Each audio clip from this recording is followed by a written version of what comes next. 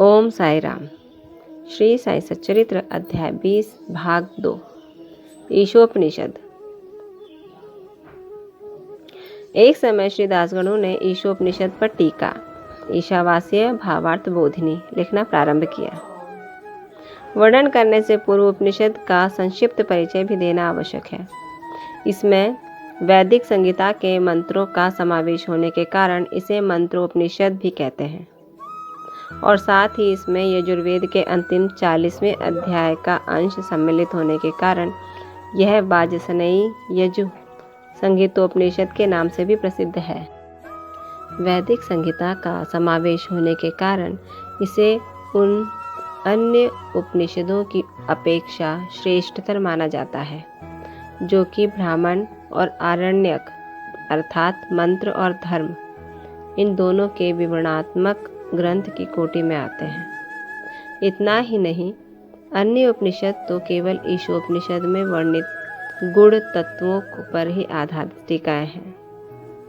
पंडित सातवलेकर द्वारा रचित वृद्धारण्यक उपनिषद एवं ईशोपनिषद की टीका प्रचलित टीकाओं में सबसे श्रेष्ठ मानी जाती है।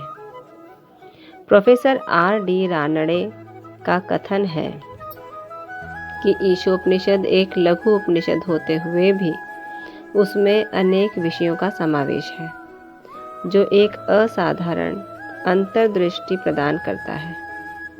इसमें केवल 18 श्लोकों में ही आत्म तत्व वर्णन, एक आदर्श संत की जीवनी जो आकर्षण और कष्टों के संसर्ग में भी अचल रहता है, कर्मयोग के सिद्धांतों का प्रतिबिंब जिसका बाद में सूत्रीकरण किया गया तथा ज्ञान और कर्तव्य के पोषक तत्वों का वर्णन है जिसके अंत में आदर्श, चमत्कारिक और आत्म संबंधी गुण तत्वों का संग्रह है। इस उपनिषद के संबंध में संक्षिप्त परिचय से स्पष्ट है कि इसका प्राकृत भाषा में वास्तविक अर्थ सहित अनुवाद करना कितना दुष्कर कार्य है। श्री दासगणों ने ओवी छंदों में अनुवाद तो किया परंतु उसके सार तत्व को ग्रहण ना कर सके। इसके कारण उन्हें अपने कार्य में संतोष न हुआ।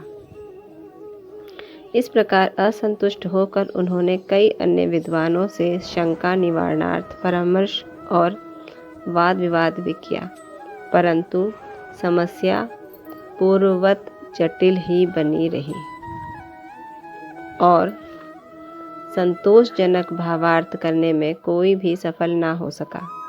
इसी कारण श्री दासगणों बहुत ही असंतुष्ट हुए। ओम साई राम। दासगणों ने अपनी असंतुष्टता दूर करने के लिए बाबा से क्या परामर्श लिया और बाबा ने इसका क्या उपाय बताया, इसके बारे में कल अगले अंश 3 में वर्णन होगा। तब तक ओम साई राम। बाबा आप सब पर कृपा रखें, आपको आशीर्वाद दें और कष्टों से दूर रखें। ओम साई राम।